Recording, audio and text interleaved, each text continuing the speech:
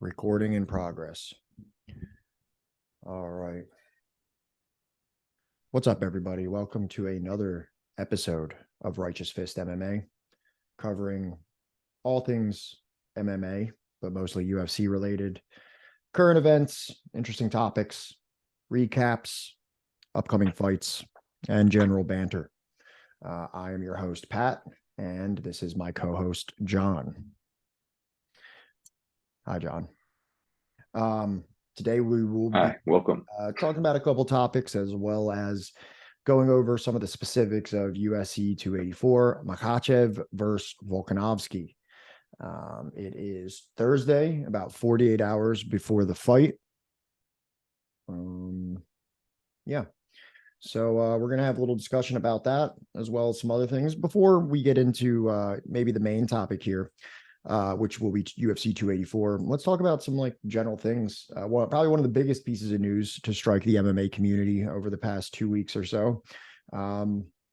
The coaching of Tough has been decided, and to much acclaim and criticism, it is the return of the notorious Conor McGregor, who will face Michael Chandler. John, what are your thoughts on Chandler versus Conor McGregor for Tough? Well, on Bisping's podcast, and I was really liking what he was saying. This is before it was even announced, and once they made that announcement, I was like, all right, I'm pretty excited to see his personality come out, especially with someone with like Conor McGregor, where it's going to be so like over the top and vulgar at times, and Chandler's like so polite, and I feel like seeing his competitive spirit come out is going to be really cool. I think the fight is going to be fireworks from start to finish. If I am to make a prediction right now, I would probably lean towards Chandler. Um, it just depends if he uses his wrestling or if he just goes striking or whatever he chooses to do. I think in that fight, if he goes straight striking, I think there's always that chance that Connor catches him. If he goes with wrestling, I don't think he's going to go with wrestling. I really don't. But I think that This is a he guy could struggle with wrestling. who went 3 rounds with Justin Gaethje, and this is a guy who took the best shots of Dustin Poirier, lost to a rear naked choke, didn't get knocked out. Sure, and I was someone who went on record and said that when Michael Chandler lost to Charles Oliveira by knockout, I said my quote is that Justin Gaethje will decapitate him. If Charles Oliveira knocks you out like that, Justin Gaethje will decapitate you. And I made a bet according to that, and I lost it. I ate my words, and I lost my money because his chin held up for 3 rounds with Gaethje, and his chin held up for. His chin never faltered against Poirier. He took heavy shots, but he ended up losing a scramble, getting his back taken, and getting choked out. I certainly think Dustin could have finished that fight, but my argument to you, which isn't necessarily an argument, we agree mostly, but I know you said that like maybe wrestling may be more of a decisive factor, and if they engage in the striking, I just don't think that Conor McGregor in 2023 has that power anymore, especially at 155, and this fight may even take place at 170. And most of all, he does not have a dog. He does not have Michael Chandler's dog. And I'm pretty much and when I say the dog, I mean the dog inside of him, the dog to fight. I'm a Michael Chandler hater. I really don't like the guy. I really don't care for him. But when it comes to him versus McGregor, the heart in there is unmatched. McGregor wouldn't have made it out of that first round with Poirier. I guarantee you. I mean, even though Poirier took shots in the beginning, put it on Chandler towards the end of the round, Conor would have been done. Conor would not have gotten up for that. There wouldn't have been a second round, in my opinion. And then, just like you said, if Chandler does choose to wrestle, let's say he does maybe get zinged a little off a left, which I don't think Conor really possesses that heavy of a left anymore. What's stopping him from doing a double leg? Well, before I move on to, I think the wrestling, if you look at Khabib's Conor's takedown defense with Khabib, though, that's kind of where it can get interesting. is if Conor is successful at stopping these takedowns, Chandler does get tired. That is a huge factor. Also, just to support Conor a little bit in this, is they're going to have several weeks together of Conor and his psychological warfare, which is Chandler going to be immune to that? Is he not Here's going to here's what I have to question himself? here's what I have to say to the psychological warfare. I feel like the psychological warfare that we saw of Conor McGregor leading up to Jose Aldo and RDA for the time that fight was in play, and even Nate Diaz. I feel like we have not seen that level of McGregor trash talk since prior to fighting Khabib. Since then, he has been a mixture of trying to play the nice guy or absolutely unhinged and missing the mark. Maybe he will return. Do you remember when Conor did tough against Uriah Faber? That was Conor in prime form of instigating mental warfare amongst his enemies. I don't know if Conor has it anymore. Much like I don't know if he has his left anymore. I don't know if he has that shit talk in him anymore. He may, and Chandler might bite on it. But when I look at all the figures, I just see Conor on a decline in almost every aspect. I even see a decline on I think the days of McGregor being the cash cow of the UFC are almost over. After his double losses to Poirier and the fool that he made of himself, when he loses this fight to Chandler, and I believe he will, I think that will be it for Conor McGregor. Much like Islam Makhachev just said in his recent media day interviews, he believes Conor McGregor will retire after a loss to Michael Chandler. Because where does he go from there? How many fights can you lose and still have that name draw? And I would be surprised if it was one more. Well, now there's also this other side of it. If he wins, and people are talking about he's getting a title shot immediately if he wins. Are people saying that? Him against is Islam? Volkanovski saying that? I've heard it on a few different. I've heard it on a few different, podcasts and stuff like that. Nobody important. Dana White's not saying it, but I would assume Dana White has a brain in his head and would do that because it would sell, especially if the tough is successful. If we get a vintage McGregor performance and he comes out there and puts hands on Michael Chandler like he's Eddie Alvarez, I wouldn't be surprised if that happened. I might not even be upset if that happened. If Conor came out and put those laser combos together and slept Chandler in the first round and played the Matrix on him like he did against Alvarez, give the man a title shot. I would be very impressed. I would even want to see it. Go ahead. But who's his title shot going to be against? Islam? You know what I mean? Like, I don't know. I think Volkanovski, this is what every... Islam already caught him with a 1-2, I think. No, I think Islam actually got tagged in that exchange. Fight. I think Islam caught the counter on him. Actually, look at the picture. As much as I like to talk shit on Conor, it does look from that picture that he kind of slipped Islam and landed one on him, which is impressive. But also, I mean, here's the other part. How do you feel about, I know that there was a discussion about Tony Ferguson being the other side to that, opposed to McGregor. No, not opposed to McGregor. I mean, opposing McGregor on the other side of the coaching dynamic, not as opposed to him. You know what I'm saying? What do you feel like in that sense, where it could have been Tony, but it's not Tony and it's Chandler? I feel like that would have been probably more ideal for me. I think that Tony and McGregor are probably more on the same level at this point. I think that people that have watched Conor McGregor come up and do his thing are the same people that have watched Tony Ferguson come up and do his thing. Chandler kind of is this new face of the UFC, even though he's been around forever. And I think probably the newer fans would be more appreciative of that. But I think seeing a Nate and Conor or a Tony and Conor would have been better for me personally. I was just about to say, how could they not come together with how much money did they have to throw? Would they have to throw at Nate Diaz to just make it the Nate Diaz and Conor McGregor tough and let them fight their trilogy at the end of it? Nate just fought 6 months ago.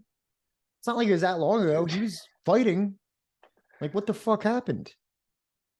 I don't know I don't that. know. Whoever I I don't heard know. say this is right on the money. Is that the fact that we don't have a Nate Diaz Conor McGregor trilogy is like the biggest sin of this sport if that never happens. Along up there with Anderson Silva and GSP never fighting. Yeah. One last thing that I want. Yeah. 100%. Here's one last thing I want to bring up about this. Do you feel that this is a representation of any kind of a decline in the reputability of the tough project? Because I feel like for the most part, up to this point, and I could be wrong about this, but it seems like on the whole, a lot of times the tough coaches would be somewhat relevant to a division. And there would be like some kind of like an interesting bout dynamic that had broader implications for the division. Now, when they were talking about Gilbert Burns versus Colby Covington, I was like, that sounds like, in my opinion, the perfect tough for two very relevant guys in the 170-pound division. Definitely have the personalities on both ends. Colby's obviously going to bring a lot of that, the drama and the controversy and the eyeballs. And I think Gilbert is a strong enough protagonist to Colby Covington. I think that they would play off each other very well. And that fight, maybe it wouldn't sell out the Madison Square Garden, parlay over Times Square as they're showing it on all the electronic boards. But man, for the division, that fight makes sense. Conor McGregor, someone who lost most of his, most 5 out of his last 6 or something like that. Last person he beat was Cowboy. Last person he beat was Cowboy. Michael Chandler has only beaten Tony Ferguson and Dan Hooker, and has, I think, 3 or 4 losses opposing those 2 mediocre wins. Does it feel somewhat cheap to have this be what is given to us for like the tough project? I could definitely hear that, especially like the last one was Juliana Pena and Amanda Nunes, and that was a like champion the versus biggest the ex-champion. Yeah. I agree to a certain extent, but also understand why. I mean, this could breathe some life into tough more than anything else. Sure. Because it's going to get people. When I'm talking to casual people or people that don't watch the UFC, they are saying they're talking about Conor coming back. And if it was Colby, it wouldn't have gotten that same attention. It wouldn't have got the eyeballs on it. I agree. And maybe I'm coming at this from too much of a hardcore fan. You know what I mean? And I agree with that. It's like if I was if I was a casual, would I give a shit to see Gilbert Burns versus Colby Covington? I would say Colby Covington penetrates the casual audience a little bit, like a tiny bit, more so than a lot of fighters. He has more of an appeal outside of the hardcore fan base, but nothing like Conor. You're never going to get that like Conor. And, I agree, but I think also I do feel a little bit like, man, like tough is kind of like a mockery at this point. And, maybe it was a fucking reality TV show. Maybe it was never meant to be this like linchpin of credibility that I'm attributing to it. So, but when you look at it, the first tough, it's Couture versus Liddell, Shamrock versus Ortiz. Let's go a little bit. Let's get back to like recent history. I don't need to. Let's see. Pena versus Nunez, Volkanovski versus Ortega, champion. Or Volkanovski was a champion at that point, right? Yes, for the featherweight championship. Yeah. Whitaker versus Gastelum. Whitaker was champion at that time. I'm sorry. Cormier versus DC for the belt. Holloway versus Aldo. Who was it? Oh, no. Well, it says Holloway. Who was DC? DC versus Stipe. Stipe. Okay. Yeah. Then it You was said Cormier Alvarez. versus DC. So here's another one: Alvarez versus Gaethje. This one wasn't quite there. Gaethje had just come into the UFC, and Eddie was, previous champion. But I would say that this is the first one of everyone that I mentioned that didn't necessarily have broad implications. Then a TJ Dillashaw versus Cody Garbrandt championship fight. Right. Benavidez versus Cejudo. Joanna versus Claudia Gadelha for the Strawweight championship. Verdum versus Kane for the heavyweight belt. You could say that, and that's the past 10, that's like the past 10 seasons of Tough, with about one exception not really having championship implications. And I would say that the one example of that being Justin Gaethje versus Eddie Alvarez was far more relevant to the division at that time than, Conor and Chandler are currently. But I'm beating a dead horse at this point. I've made my point. Absolutely. You've made your point, and your point is very valid as well. I don't disagree with you. It just comes at how do you look at this? Do you look at this from a marketability standpoint, or do you look at this as if like Tough has a certain standard that it needs to adhere to? And I feel like it's a little bit disgraceful of what they're currently doing, but also when it comes down to the ones and twos, when it comes down to the eyeballs, and when it comes down to the dollars, this is the fight to make. And I'll admit that. Yeah. Yeah. Okay.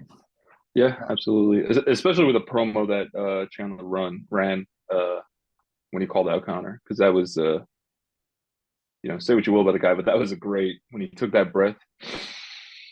Conor McGregor. that was a good one. Not quite a Nate Diaz. Not quite a Nate Diaz, but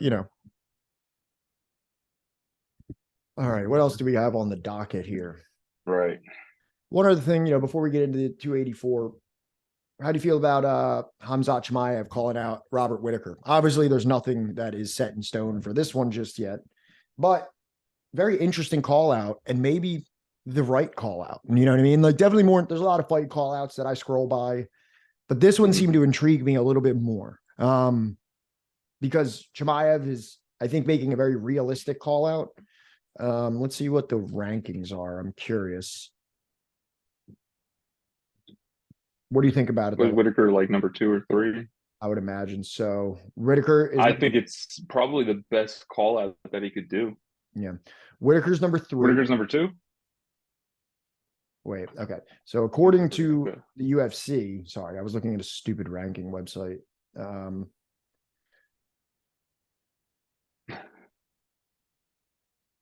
Here it is. Okay. Whittaker number 2.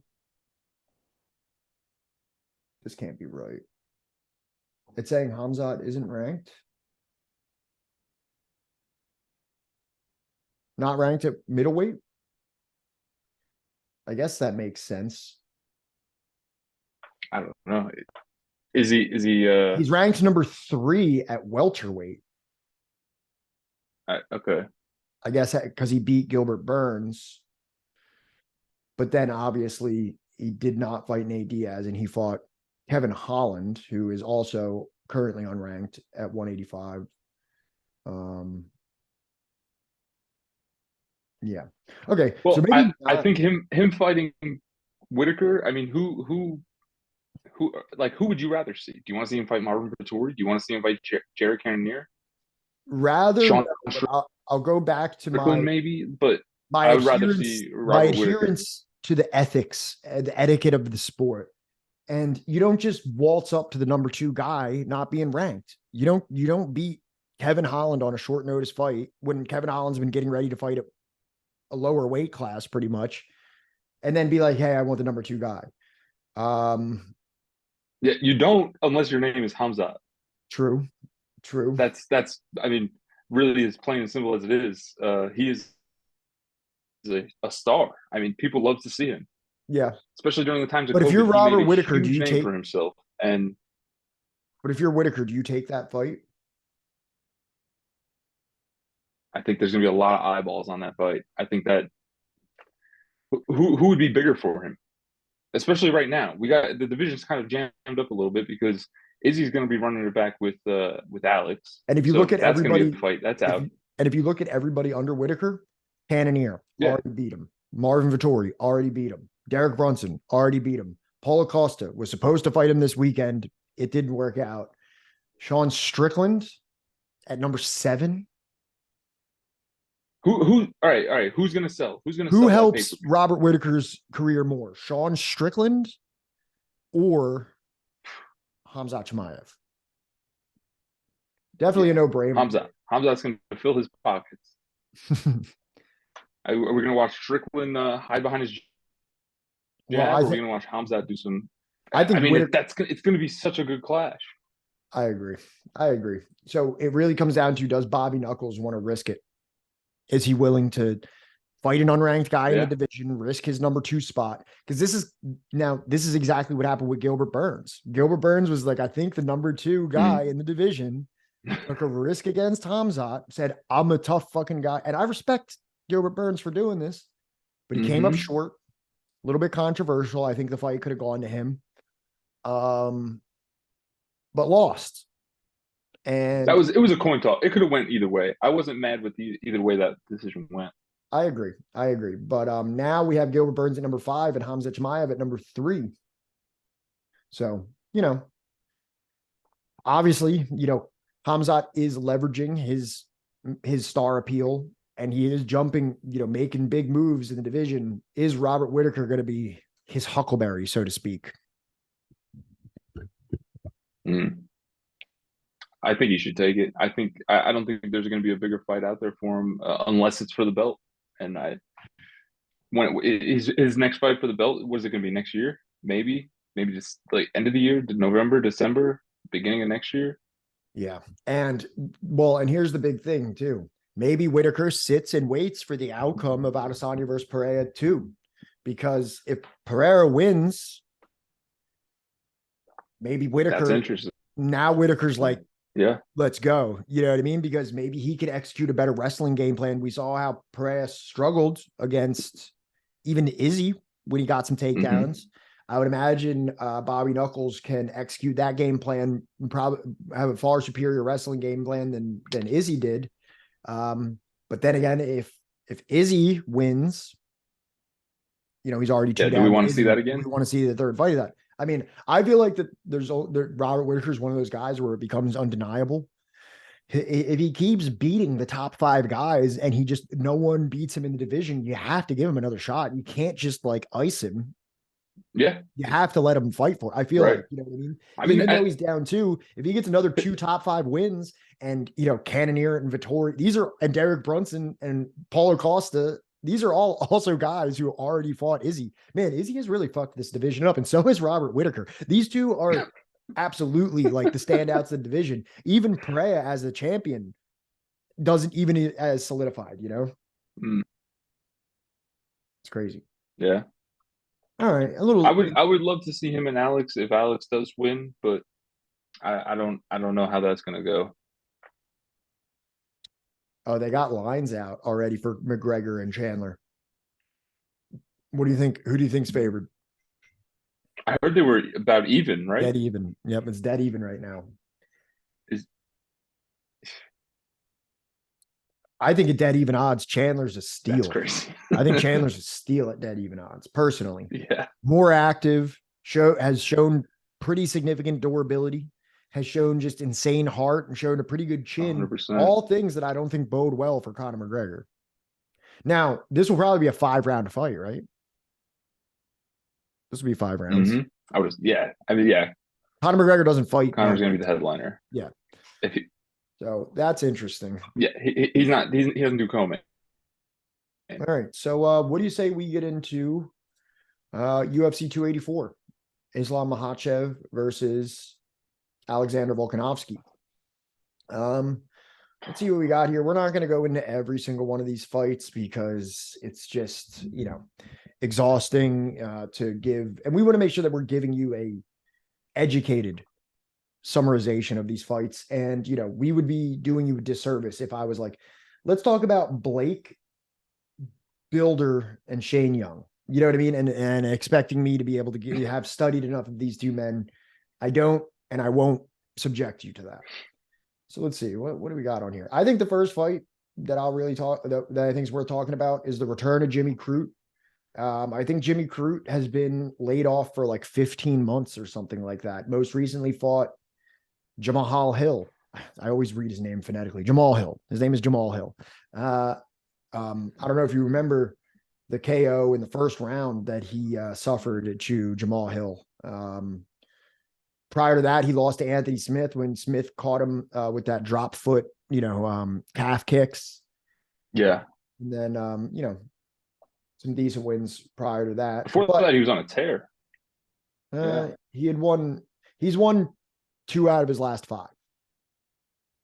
Right. Going against 2 out of his last 5? 2 out of his last 5, yeah. And his last 5 fights go over 3.5 years. So, not the most active fighter. And coming off 2 losses, but 2 losses against, Jamal Hill and Anthony Smith, 2 consistent top 10 contender. Well, one's the fucking champion now, but Anthony Smith, more so I'm speaking, being, always a game fighter, always in the, he's going to be in the mix. He might not be champion, but he's not a pushover. Going against right. Yeah, for sure. Alonzo Menafield, who's won 4 out of his last 5. Lost 1 fight to William Knight, which is a little surprising. Fabio Sherrod beat, Ed Herman beat, Maskar Mozarov, and Mishka Serkinov. And this is less than 2 years. So Alonzo Menafield has been an active fighter over these past 2 years. Yeah. Jimmy Crute's the -225 favorite. I like him to win, but also I don't hate Alonzo Menafield at underdog odds here, personally. At almost -200, right. at 2-to-1 odds. I mean, at almost +200, 2-to-1 odds on a guy who's been that active versus a guy who's been a little bit, been off for over a year. And even after that was a little bit shaky in terms of how consistent he was fighting. I might lean the dog on this one. As a better, I mean, if you want me to just take the safe pick, I like Crute, but man, if you look down at Tapology, and not saying that you should always believe this, but Tapology has 55% of the people picking Menafield to win. So over half of the masses, the Tapology masses, are choosing Menafield to win by a small percentage. And Vegas disagrees. Vegas disagrees and has Jimmy Crute as a 2-to-1 favorite. What do you think about this, John?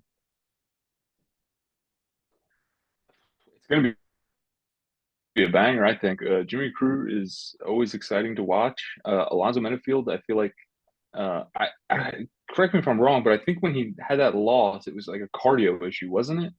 Like he kind of gassed out, I think. Yeah, I think it was a weird fight because it was him versus William Knight, who was another just like Hawk Diesel guy who's just like nothing but muscle mass. And I'm pretty sure it was a decision. And when those big guys end up like making it out of the first round and a half, sometimes it's like heavyweight fights can become real. Oh, excuse me, this isn't a heavyweight fight. You know what I mean, though, when I'm saying that these big guys, light heavyweight, the bigger guys, can really fall off a cliff. So I think that one, was it a decision? Yeah, it's a decision. So, William Knight and Alonzo Menafield was one of those fights that should have been ended early, and it wasn't. And it ended up being like a lackluster decision that William Knight got. I wonder if it was a split decision. But yeah. But I honestly think Menafield might pull it off. If it's very possible. He's looked impressive in his last few fights, and I agree. Jimmy Crute with time off. Just on consistency alone, you know what I mean? Like I favor like a consistent fighter that's been making the walk a lot, having 5 fights in the past 2 years versus Crute's 5 and almost 3.5. And not only that, Alonzo does have the one-hitter quitter, and Crute did get knocked out by Jamal Hill. And I'm not saying Menafield is exactly Jamal Hill, but he's definitely got the power in his hands that if he lands on Jimmy, Jimmy might go out. Anything? Yeah, 100%. Anything you want to add on that? Anything you want to add on that one before we move forward? I would also say pointing out the Jamal Hill knockout is maybe a bad example to use, because he was knocking everybody out. He was knocking heads off left and right. So Correct. his chin Correct. might hold up. But just for the record on that as well, though, for Menifield, his last two. Oh, well, yeah, only 2 out of his last 5 were knockouts. So yeah, I agree that maybe that was a bad example. Okay, so let's move forward to the next fight on the main card here. And that's a bit of a lackluster one here. Justin Tafa versus Parker Porter. I don't have a lot to give on this one. I'm familiar with both guys. I'll take a look at their record real quick. Justin Tafa, I think he's like one of the only, if not the only heavyweight to ever miss weight. I think maybe in his last fight against Harry Hunsucker, who was just an absolute punching bag of meat that just gets knocked out in every single one of his fights.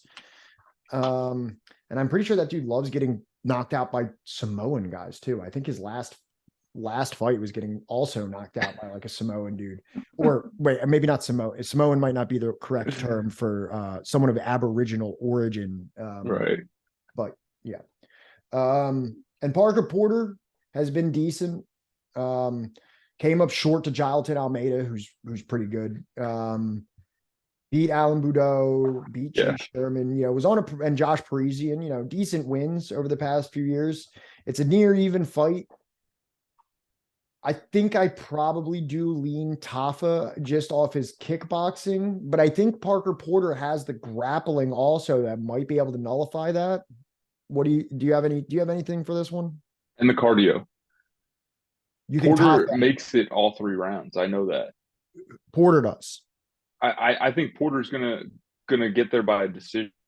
I think if he makes it through the first round, I don't see it going any other way.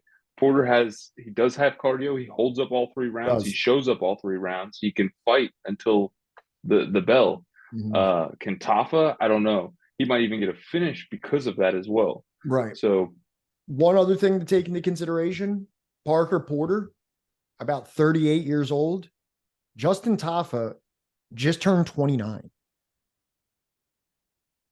But we're at the heavyweight division, where that matters less. The heavyweight division, you're at your peak at 40. You know what I mean? Like it's Justin Tafa doesn't make any sense to me, but Justin Tafa does not look like a 29-year-old kid. That's crazy. Yeah. Yeah, no. So you think you lean in Porter? You go with the dog on this one? Yeah, I'm gonna go with Porter by decision. That's my guess. I think that's a respectable pick. All right. Not the strongest main card that I think we've seen in recent years, especially for a pay-per-view. I know that there were some issues with this card. I think we were supposed to have Robert Whitaker, Paulo Costa.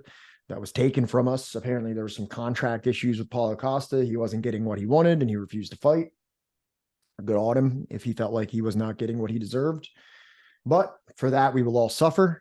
And the next fight on the card is Randy Brown versus Jack Della Maddalena. Well, it's funny though that like this card is kind of lackluster, but I've been looking forward to it so much just because of one fight. I think these are all going to be decent fights. I don't think that Jack Della Maddalena is like a really, really hyped up and comer, man. Like, so it's like, and he's from Australia. I think that he'll have a lot of pop from the home crowd, and he's an exciting fighter as well. In his last 5 fights, he finished all but one of them. And he's on a 5-fight win streak, and he's going against Randy Brown, who's won 4 on a 4-fight win streak, winning 4 out of his last 5, with the only loss coming to Vicente Luque, who, is just an absolute butcher in that division. I think that this is going to be this fight, or the co-main will probably be fight of the night.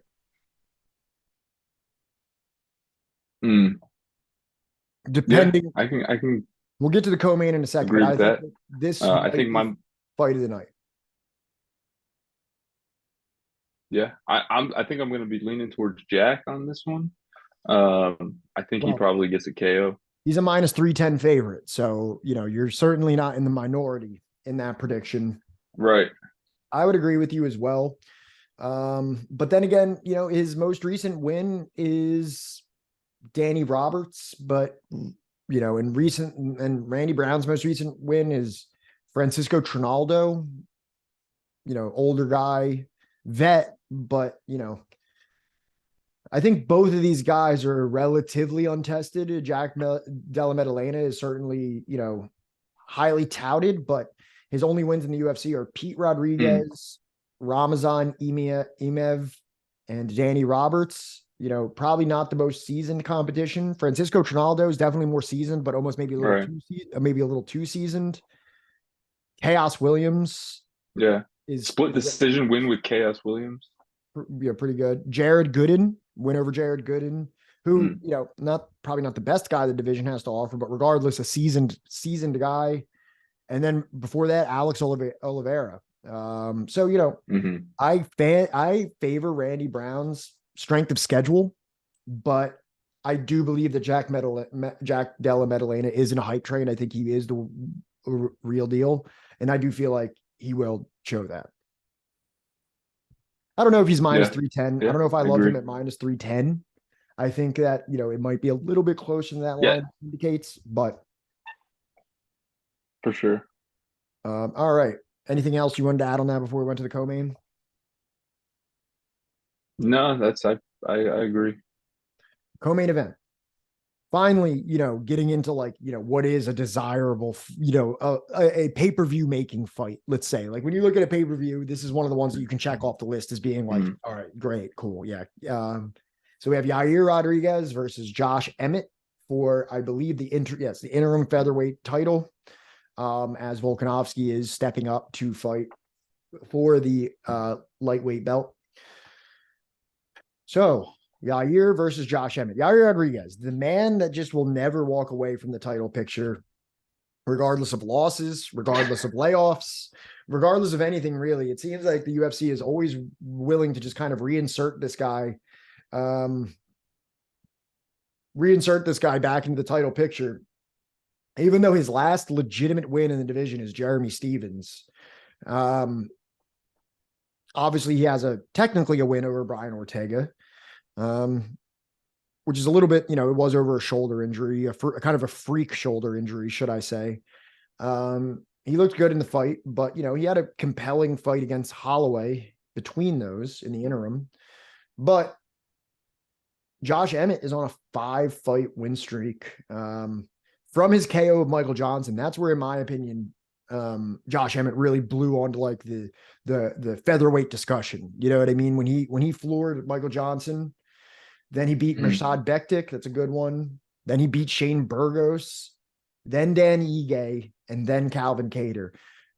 Controversial decision over Kattar. I had my boy Kattar in that fight. Whereas you have Yair Rodriguez, a win over Chan Sung Jung, a fight that he pretty much lost up until the last second, a draw with Jeremy Stephens due to an accidental eye gouge, beating Jeremy Stephens in the twilight of Jeremy Stephens' career, when he probably had 5 or 6 losses at that point, losing to Holloway, and then beating Ortega on a freak shoulder injury. Just looking at the strength of schedule, you would think Emmett is the guy here. But I'm leaning Pantera on this one. What do you think? I think I am too. This one was kind of hard for me to make a pick. It's also just I feel like it's such a confusing fight for the division, because like you take the number 3 guy, put him against the number 5 guy, and then call it a title fight. It just seems weird, especially when you have people like Max Holloway and you have people like Arnold Allen in the division, and then you wind up with these two. Yeah. In my opinion, Arnold Allen is probably the next champion in that division. But if this is what we're going with, it's I don't know. I think that the longer the fight goes, the more it's going to favor Josh Emmett. I agree. Because I think that he is like a cardio machine. Coming from Team Alpha Male, he's going to have a lot of good grappling as well. Yair, always has that striker's chance, as we saw in the Korean Zombie fight.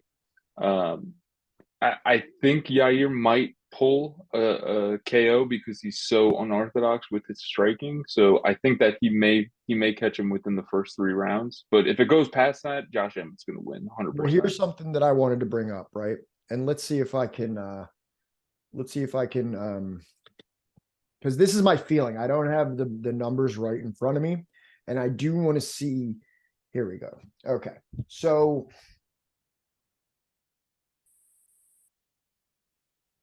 significant strikes.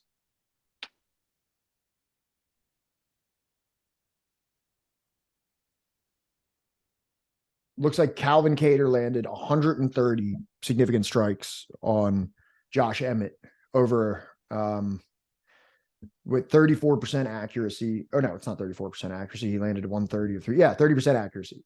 34% accuracy. That's correct. Does this paint a picture of Josh Emmett being a very hittable target? Maybe not very hittable, but a reasonably hittable. Yeah. He's taking him and giving right. him. But I don't think Calvin Kattar's he's not a knockout, knockout artist. He's not. I'm not talking he's about. a great boxer. I'm not talking about knockouts. I'm talking about fist making it to the target. Right. What I'm trying to set up here, the picture that I'm painting is that given this, will a precision striker like Yair Rodriguez be able to find that target more effectively than Calvin Kattar and be able to exploit that strike ability of Josh? Well, it's so hard to compare the two because Yair is going to be throwing crazy elbows, crazy kicks, and Calvin Kattar's going in there. He can box too. Some fists. He can box too, though. He's but he's not good. But the weapons of Kattar, like, yes, he's hitting Kattar. Kattar's hitting Emmett that many times with his fists. Yair is going to be doing that with his feet. You know what I mean? It's going to be a lot different. But I'm saying not just his feet. I'm saying he can hit him with his hands too. He's got hands too. Right. Yeah. I'm saying that. Yeah, 100%. With that, I'm saying pretty much what I'm trying to say here is I'm not even talking about Yair as much as I'm talking about Emmett. Does Josh Emmett lack the elusivity to be able to evade the strikes from Rodriguez for those first 3 rounds to not get potentially knocked out? When's the last time? Let's take a look here at old Josh Emmett and see what his history is. How many fights is he losing by knockout? Jeremy Stevens knocked him out, and this was back in 2018. This is when Jeremy Stevens was putting some 2018 people. Yeah. Des Green, he lost for a split decision, and then that's it. He has 2 losses in his whole career.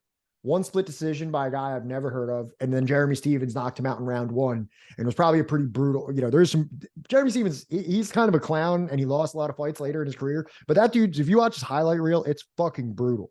But so now let's look at how he fought since. Michael Johnson, in like the roughest patch of Michael Johnson's career. Mirsad Bektik, not necessarily a power puncher. Burgos, definitely not a power puncher. Ige, definitely not a power puncher. Calvin Kattar, certainly more of a power puncher, but also has been showing like a definitely goes to decision as well. I'm just curious, will that precision striking and the unorthodoxy, like you said, of Yair penetrate that kind of that more traditional style of Emmett? Or, yeah, I don't know. I think his cardio is going to outdo him in the end, but I think Yair is going to catch him with something. Would you?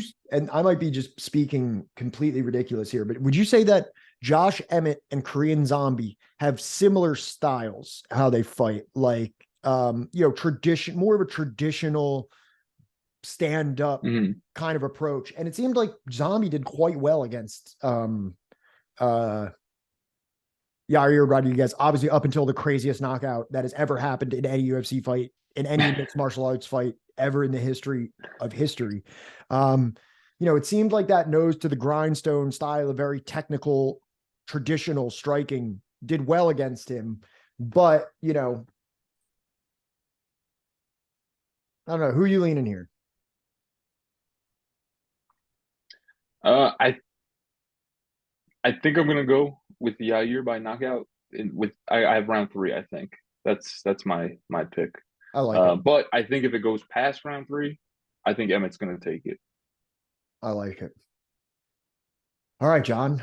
This moves us to our main event, and I will be sliding the priority to you to discuss this one because I know that you have been diligently studying this fight, and I feel as though I want to give you the floor here to kind of break it down for everyone. So we have Islam Makhachev. Well, I do appreciate that. I am gonna have to like. I'm gonna have to pose some questions to you because I do want to get some feedback on my thinking because I don't know, especially coming from Islam's last fight and especially coming from the split we had there of Team Charles versus Team Islam, and maybe I'm being biased here. I mean, I'm Dagestani at heart, but I want to say, like a lot of the narrative that was coming out from the Charles fight was, and correct me if I'm wrong. If you tell me if you didn't hear this, but I heard over and over again, Charles has 100 ways to win. Islam has 1 or 2 really dominant ways to win. I've heard that repeated on so many different podcasts and stuff like that. That Charles is so unorthodox. His striking, his submission. Islam's going to take him down, hold him down, and beat him. That's what people thought, right? And how did the sequence of Islam winning? I don't think anybody could have predicted that. He's going to first outstrike him, catch a knockdown with his hands, and then submit him. The knockdown 100%. I don't think anybody saw that sequence coming. No, I did not see that coming. But just to kind of speak to the narrative that you're describing here, I want to add an additional layer to there, right? So if you said that to me, that Islam only has this one dominant way to win, which is like the Khabib style, whereas Oliveira can do calf slicers, he can jump guillotines, he can do striking, he can do clinches with knees. You know what I mean? He's a very versatile guy.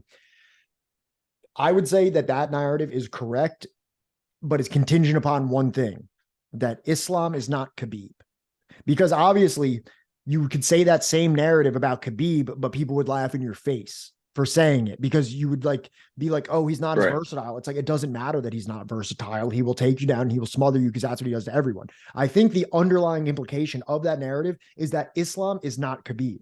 But now I think we are holding, now that we've seen what he did to Charles Oliveira, I think we are looking at Islam as more of like, this guy is on the level of a Khabib or could even be better than, what is his ceiling at this point? So I think that we can only look at that narrative prior to Oliveira and after Oliveira. And I think that there was one question that is Islam more of an anomaly that is not like the caliber of, UFC champion that Khabib was? And then we looked at the way he tore through Oliveira. And now I think people are like, this guy is really that guy.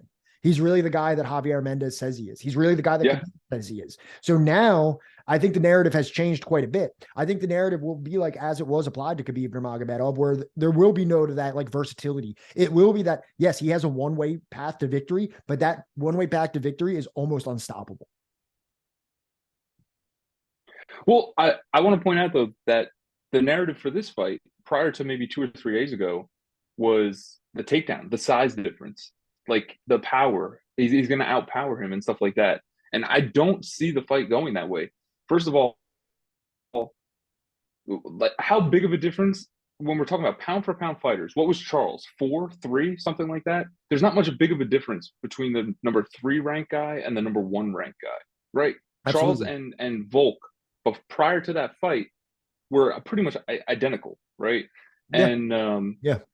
so I think that In the terms of the ranking, dominance like in terms of is how going to dangerous be they are by ranking, right? That's what you mean by that? right, Yeah. right, yeah. So I think that we're going to see a very similar situation in this fight. The narrative here is people are saying he's going to take him down. His size is going to be his advantage, and all those things. And I think it's all irrelevant because I think that his size, Volk's fighting bigger people his whole life, right? The guy's not that big. He's also fought in several different weight divisions throughout his career. Mm-hmm. Uh, Mm-hmm. Again, going back to his rugby days when he was over 200 pounds. So the size is not going to be, I think, anything to do with it. Um, a lot of people are talking about like the center of gravity and things of that nature. He's not going to be able to take him down. Islam's not a double leg guy. Islam doesn't. He's not. These Dagestani guys aren't just shooting. They're not going for single legs. They're not going for double legs. Mm-hmm. One of the sequences in the Oliveira fight, if you watch, Islam was against the fence. Mm-hmm. Charles had him against the fence. Mm-hmm. Islam threw knees, Mm-hmm. baiting a knee out of Oliveira And for then him to trip him mm-hmm. and mounted him. Mm-hmm. Right. So it's if Islam was a Chad Mendes, the double leg would be a little bit more difficult. But the double leg worked on Volk with Mendes. But I see his center of gravity being a problem in that aspect. Islam will trip you. Islam does judo throws. The center of gravity is not going to be a big issue in this fight, I think. Right. And what but I think one is going man to come is down to is one man is 5'10" and one man is 5'6". right. It's relevant. I'm not saying it's the decisive factor. I'm saying it is a factor. You know what I mean? I don't think. In what way? In what way? Well, in the grappling and in the striking. Have you ever tried to grapple somebody that had like more significant height on you? It's harder to get the hike up. And I know that Volkanovski does like to do those types of takedowns more, where he gets you up. He might get into the more of like the double leg or like a high crotch type takedown. Harder to do on a guy that's a lot taller than you. Volkanovski will. Yeah. You think Volkanovski's going to take Islam down? Probably not. But in his takedowns that he has done, he does favor those types. Brother. Who wrestles in Australia? Name one. Like, come on. I was listening to Islam today. He says, name one Australian wrestling champion. They're not the Olympic champions. They're not. Wasn't Robert Islam comes from a place Robert Whittaker where he was like born and he wrestled? Wasn't Robert Whittaker like a wrestling champion from Australia? Maybe. I can't tell you. But what is a gold medal championship from Australia in wrestling compared to a Dagestani wrestler? I mean, it doesn't add up. It's not the same. But also, right, if we're going to be looking at wrestling and we're going to be looking at, all right, so how often has Volk been practicing, first of all, takedown defense or takedowns, right? In the last, 10 if you watch the Embedded, who is he practicing this? If you watch the Embedded, he's doing a lot of takedowns in the gym. Maybe that's just for the cameras. Okay, so for the last 4 months? No, probably not. He had takedowns on Aldo, right? Name the last fight that he had to prepare for a wrestler. But I'm just saying, name the last person that he had to prepare for wrestling. Like Mendes, yeah. Chad Mendes. Yep. How long ago was that? But this is what I mean. That was the first time I even heard who Alexander Volkanovski was. I had no prior recollection. 5 years ago. Until that fight. When so he knocked him out. Knocked him out bad. It was TKO. But so the last time Volk was preparing for takedowns was 5 years ago. What has Islam done in 100% of his fights? What does he have to prepare for? A striker. 100% of the time. It starts on the feet. So from all of this math, MMA math that I'm doing right here, if you look at the tail of the tape, I think it was saying that Volk lands about six strikes per minute. On the flip side of that, Islam absorbs less than one significant strike per minute. So I Because think most of the times he's Volk is grappling. going to get right. Well, people can't hit him. Not because he's He's so got a good elusive. defense. It's not because he's so elusive. It's because he's mostly on top of people. It's the same thing. I think it's because people are afraid to get in. Again, yeah, that also. But I'm saying it's not because he's Floyd Mayweather. It's not because he's Floyd Mayweather and you just can't touch him. Right, because he is engaging quickly in the grappling. And once he's chest to chest with you, you're not punching him. And then once he takes you down, you're obviously not hitting him. So he gets through these 15 to 25-minute fights with very little striking exposure. But what happens prior to that? What happens prior to the chest to chest? They have to sit there and think, what is about to happen to me? 100%. So 100%. Right. So what I think is going to be the biggest difference in this whole fight is Volk's not landing 6 shots per minute. Right? What if that goes down to 2 shots per minute? How frustrated is Volk going to get? Right? He's going to be worried about so many different things that he's not going to be striking. What's Islam going to be able to do? Islam's going to go throwing kicks freely. I think Islam by knockout within the first 3 rounds. I don't see it going any further than that. But Islam's going to be throwing. So I agree with you. Kicks up the middle. He's going to be throwing body kicks. He's going to be throwing leg kicks. He could do whatever he wants with his legs. I agree with you on almost everything you said. I'm on Islam here. I'm on Islam getting the better of the grappling exchanges. I do believe that the size will play somewhat of a factor into this. And the only thing that I would disagree with you on is that I just don't know if I see the knockout.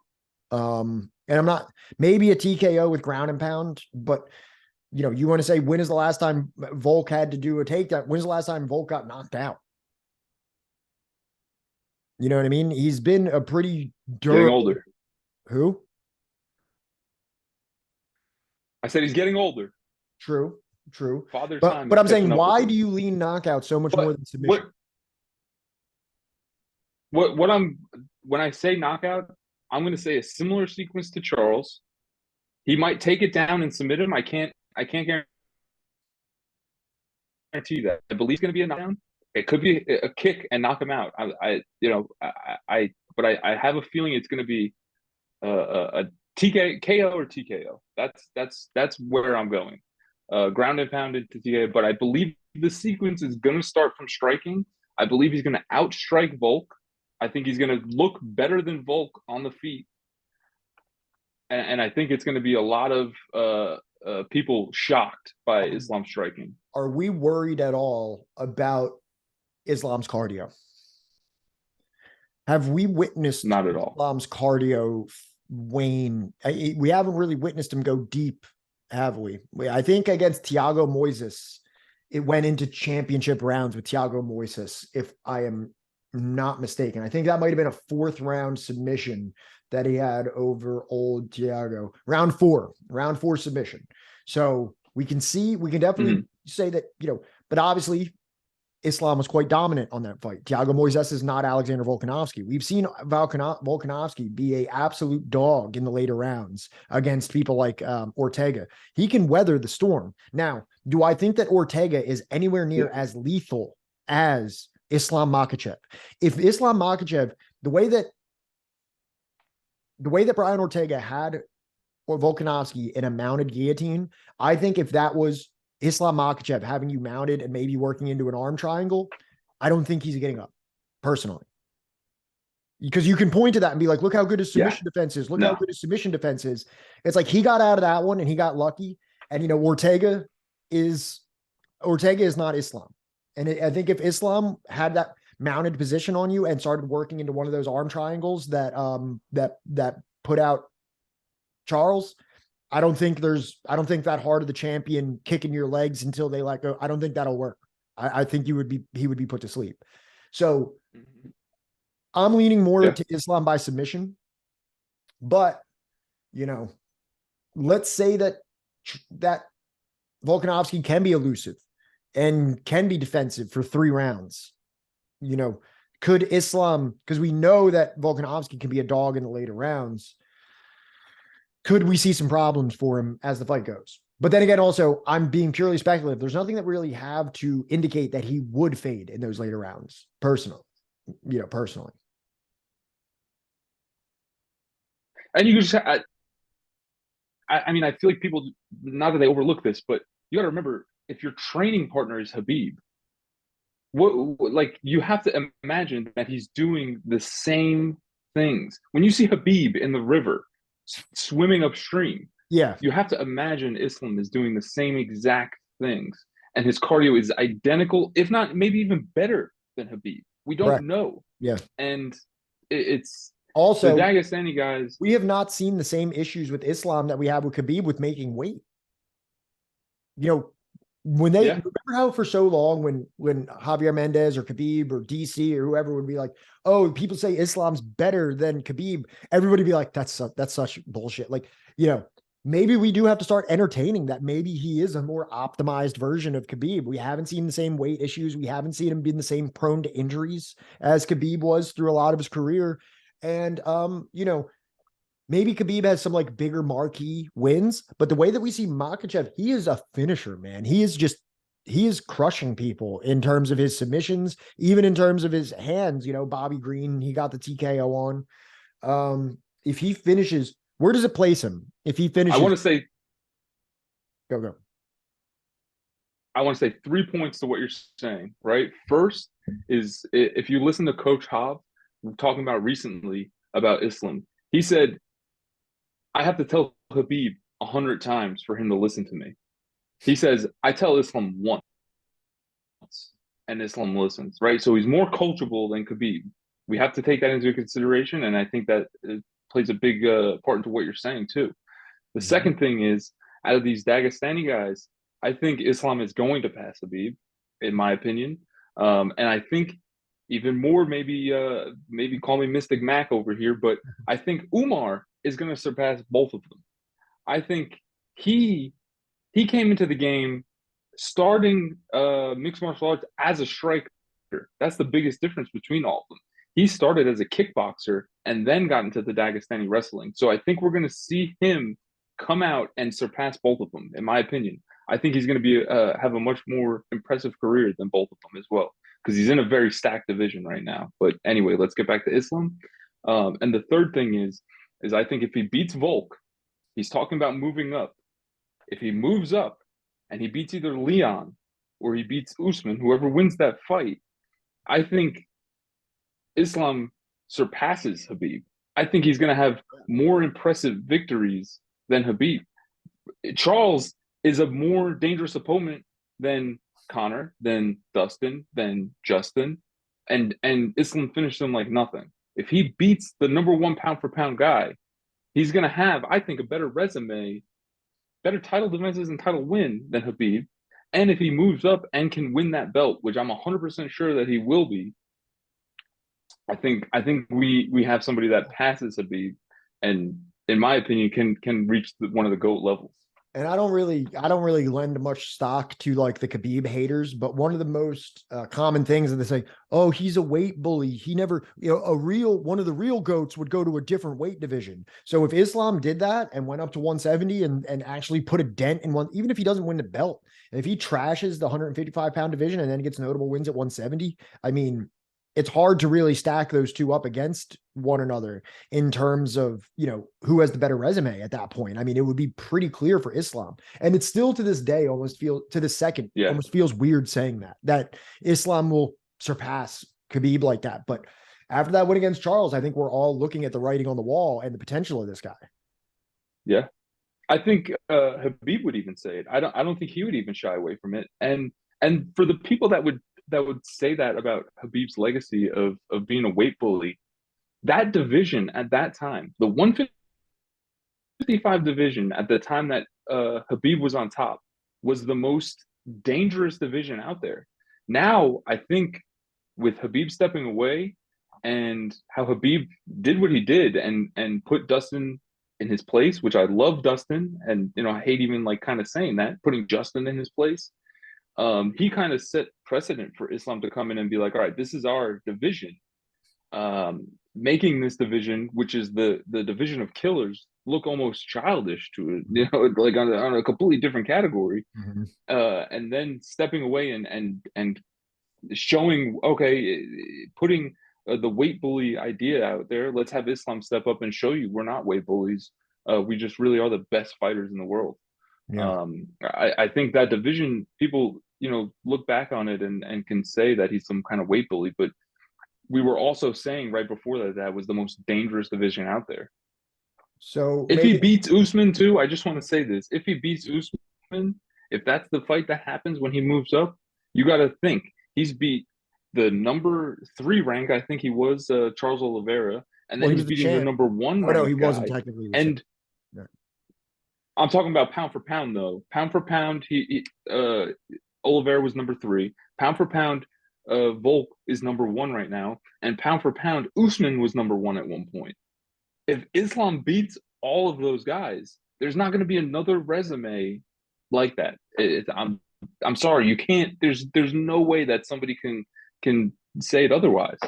Unless Who else maybe has done that? unless Cejudo comes in and fights at 145 or something like that and has a crazy run at 145. I'm just saying. You're right. You're right, That's like though. the Like only one 100%. that Right. might be able to say.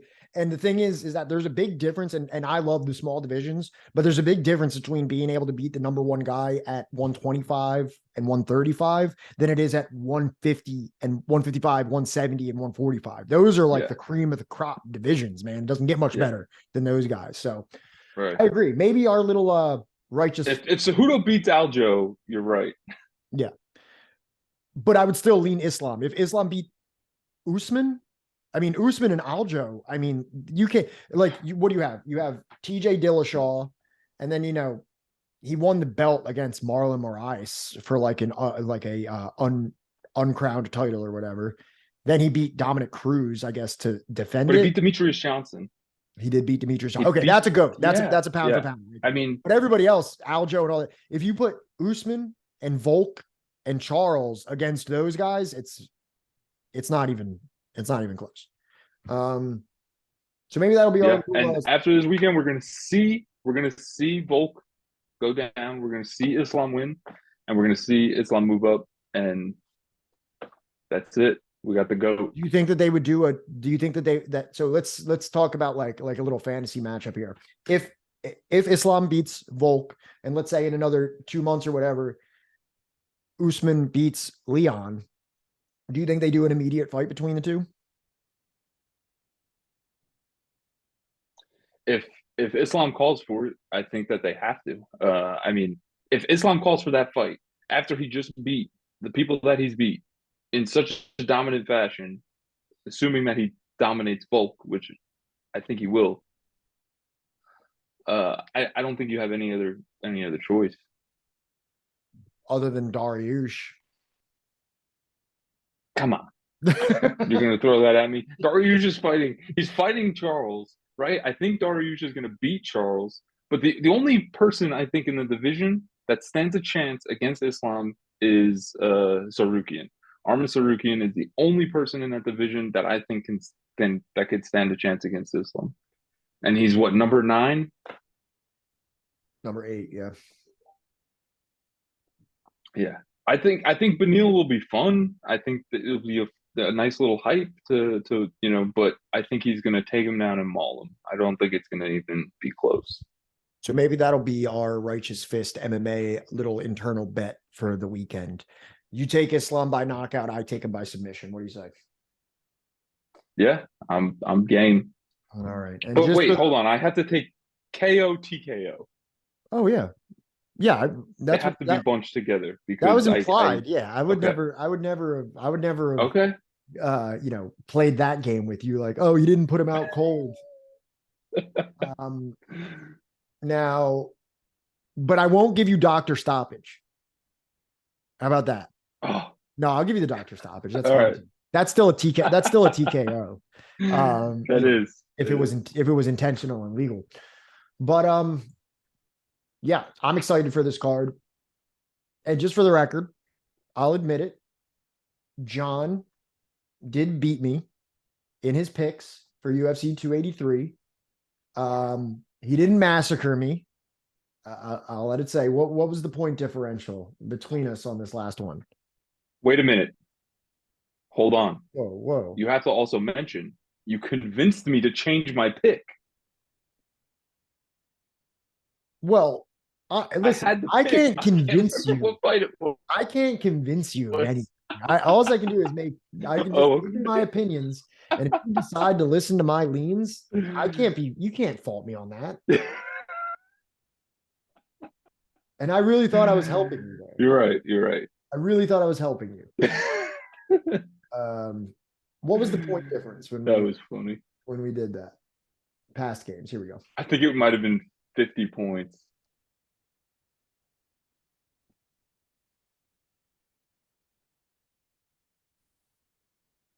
50 or 65 points, something like that. Yeah, it was no, it was 130 points. Oh no. It was wow. I thought it was only one fight. No, 70 points. So you beat me. Yeah. Okay. Topology picks by about 70 points. So respect there. I'll admit when I was wrong.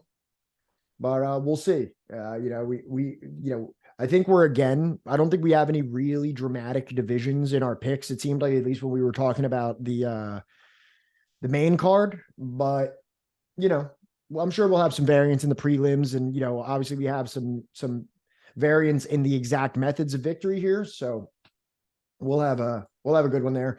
So you can expect us back in about 2 weeks to start talking about UFC 285.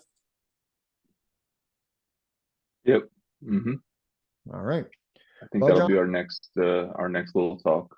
Well, John, I look forward to watching the fights, and have a good weekend, everybody. Have good betting. Enjoy the fights, and we will be back with you soon. This is Righteous Fist MMA signing off. Yeah.